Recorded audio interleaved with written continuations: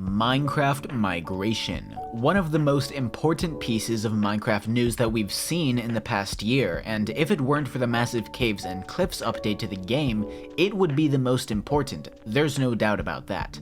But today, November 24th, it all comes to a close, as the last batch of Minecraft accounts become eligible to migrate through Microsoft. It's been a long time coming, and migration wasn't without more than its fair share of setbacks, bugs, glitches, delays, and more. So today, in this episode of Minecraft Uncovered, I want to take it back to the beginning and head down the migration timeline to recap how this game-changing update came about and all the drama and chaos that it brought along with it.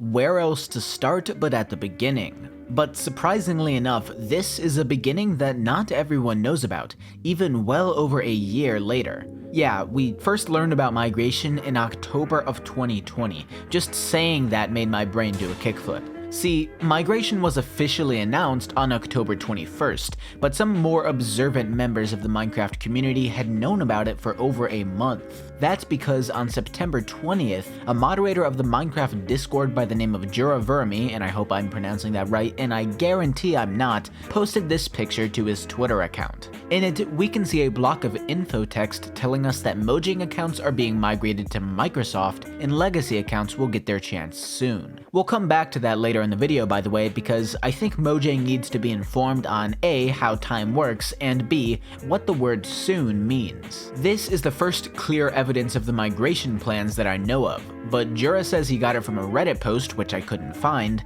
and a guy in the replies claims this had been known for months, which may or may not be true. He might have confused it with the old 2012 migration. But yeah, we actually knew about migration way before they announced it, and it kinda caused a bit of panic. For example, in the rare account community, lots of people were concerned that they would get locked out of their accounts because of Microsoft's weird security. Others were concerned that this would actually mean worse security on their accounts because of exploits that Outlook suffered from at the time, and even more were equally excited and dreadful of a potential purge of inactive accounts that didn't migrate in time, meaning tens of thousands of OG and semi-OG usernames would be dropped to the public, both killing the market and reviving it in a way. And rare account owners were far from the only group of people concerned with the migration. The general Minecraft community didn't seem too happy that this was going to be required, since there's still some bad blood between the Minecraft community and Microsoft after they bought the game back in 2014. When the official announcement came in October, it only confirmed our worst fears or greatest hopes, depending on how you felt about it. There was one big issue though. A migration like this hadn't happened since October of 2012. It had been 8 years since Mojang even attempted something like this, and now they had another, let's see, 20 million or so accounts to deal with? Even 8 years after the first migration, there were still thousands upon thousands upon thousands of unmigrated accounts. Now, with 3 times the player base, Mojang expected to do a whole new wave in just 2 years? It was ambitious, to say the least, but at least outwardly, Mojang seemed to believe it was all going to be smooth sailing. How wrong they were. A month passed and nothing happened. November came and went without any news of migration, and every time someone prodded Mojang for an update, we got radio silence. That is, until December 1st, and that's when everything began to fall apart. On the 1st of December, Minecraft officially changed from the classic Mojang login to the new Microsoft-linked account system as they had promised in the announcement. Now, this surprisingly actually did go pretty smoothly. No reports of players getting stuck in some weird limbo between Mojang and Microsoft, no accounts disappearing or getting duplicated, nothing like that. But switching to Microsoft accounts wasn't the only big change near the start of December. No, all that radio silence was just Mojang building up to drop a huge bombshell onto their servers. It was just behind the scenes. On the outside, it looked like nothing new except new accounts. On the inside, everything was different. They revamped the entire API, which is basically the coding interface for those that aren't aware, moved it to a new website, disabled and enabled certain parts of it, and changed a whole bunch of settings and rate limits. Along with that, they updated the website quite a bit to accommodate migration, adding in new pages for registration and logging in, creating new FAQ sections to help confused players, and so on. But even though it couldn't be easily seen, they had made a lot more changes than that, including adding some new web packs or a big bundle of JavaScript files to the website. And really, I don't know what they were expecting with this. Maybe they did it by mistake, maybe they didn't check what they had uploaded, maybe they just didn't care. But over the next week, players would discover secret messages hidden deep in layers and layers of code, and the unofficial news turned the Minecraft community on its head. December 1st, 11:27 a.m. A Minecraft account aficionado named Elias finds a peculiar line of text hidden within the site along with new migration info. A special veteran cape for each year you've played Java Edition. This was certainly intriguing, and it's something we hadn't heard anything about, so he posted about it in my Discord to gauge some opinions and thoughts on what this could mean. And yeah, the original discovery of veteran capes was actually made in my Discord. I'm kinda proud of that, I can't lie. Now, this alone would be enough to cause wild speculation, and it was. There were hundreds if not thousands of YouTube videos and Reddit posts and forum threads just discussing the potential addition of yearly veteran capes, which we're still pretty curious about. But as for the chaos caused by these new updates, we weren't even close to done. No, Mojang was just getting started. Just 2 days after the veteran cape leak, the API changes kicked in and changed the entire concept of username sniping to this day. For those that don't know, username sniping is when you try to take a rare username as soon as it becomes available, which is 37 days after the previous owner changed it.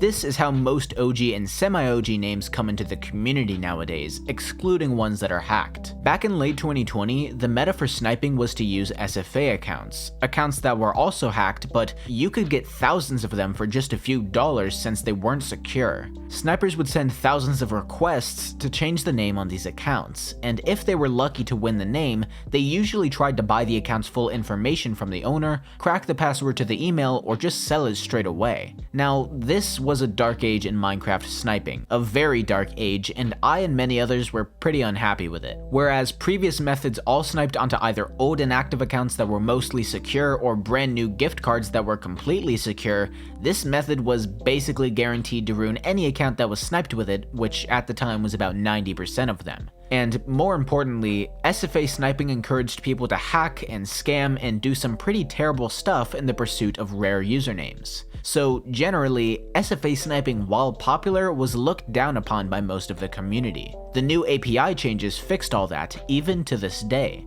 because they changed something: gift card request rates. Though it has been limited now, these API changes allowed gift card owners to send an unlimited amount of requests to change their name, making even just one gift card on par with an SFA sniper.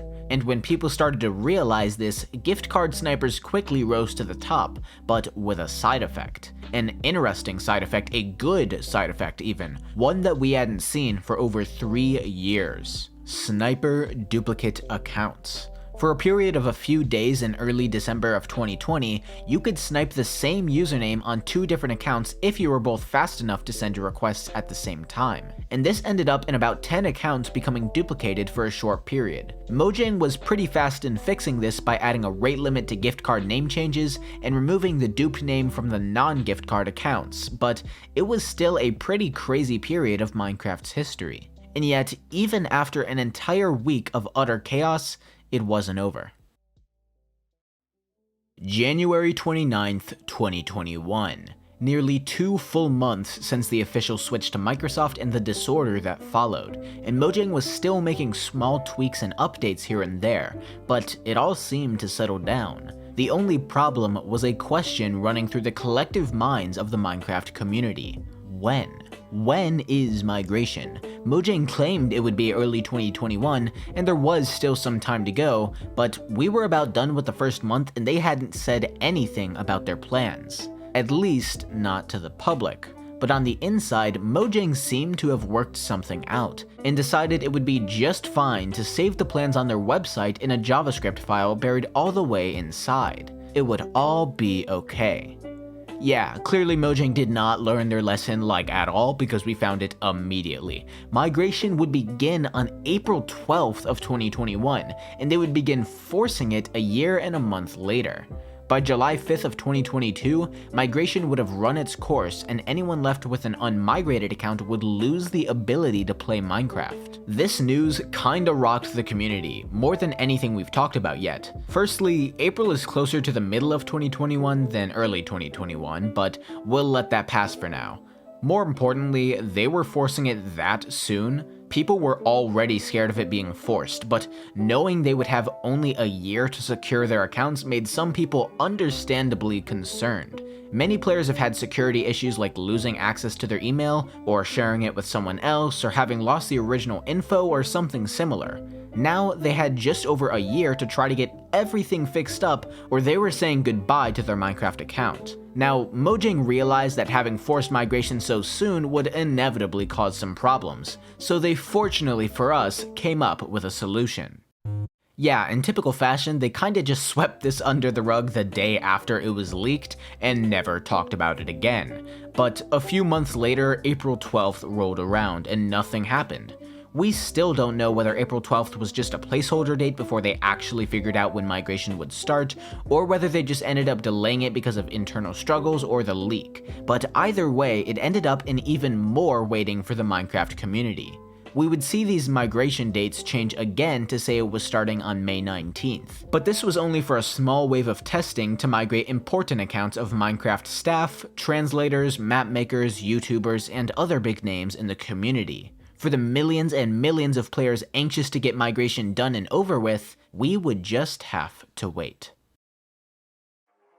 But fortunately, not for very long. About a month later, we would enter the INED era of migration, and I call it that because we got basically 100% of our info from INED and Mojang, the gatekeeper of Minecraft accounts. On June 16th, he teased that migration could be in sight on Twitter, and just 8 days later, it was finally upon us. The Microsoft migration in all of its glory. It began in very small waves, seemingly starting with parental control accounts based on a few tests we ran around this time, but this was never confirmed, and it would slowly spread to more accounts over time. On July 9th, the long-awaited migration cape was officially made available, and today it can be seen on over 600,000 accounts. But it wasn't all sunshine and roses. If just an easy changeover to a new account system was able to cause chaos back in December, then you can bet that forcing a few million players to migrate their accounts wasn't gonna be pretty. And it certainly wasn't, although not as bad as you might expect. Really, there was only one major glitch during this time period that I know of: migrated account name blocking.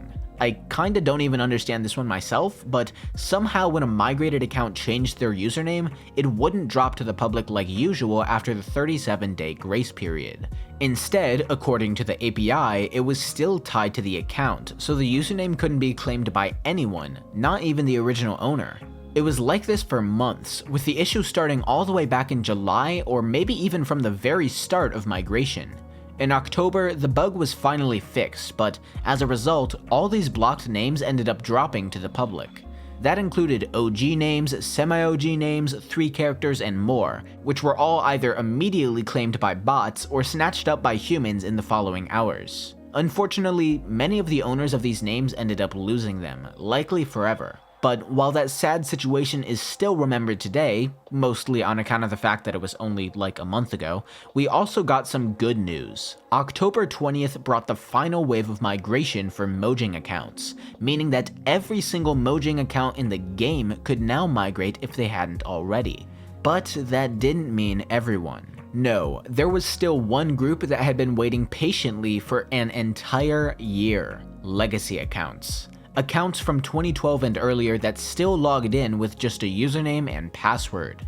Accounts that hadn't migrated to Mojang in the 8 years that it was possible. There aren't many of these left, and those that are left tend to be completely inactive, so having legacy migration wait until the very end isn't actually as big of a deal as you might think. But on November 23rd, they officially rolled out migration to just a small group of these legacy accounts. And all went perfectly well. Just a day later, they opened migration to the whole of the legacy player base, and that was it. The end of migration. Over a year after the initial announcement, every single account that has ever been created can migrate to Microsoft or already has. And that means you, If you've been too lazy or busy to check if you got the green light, you don't have to anymore. You can migrate. So go ahead and redeem your admittedly pretty fresh new cape and secure your account for hopefully the last time.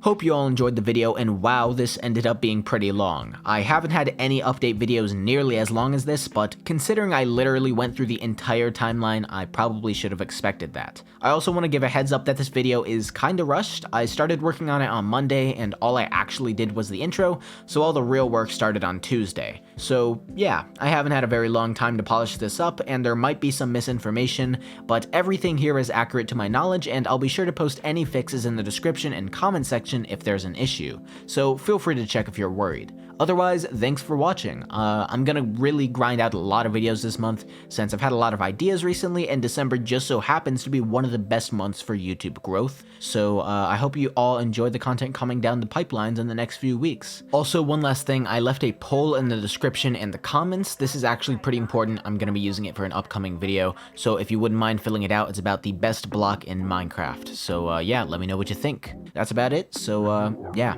have a good one, guys. Peace.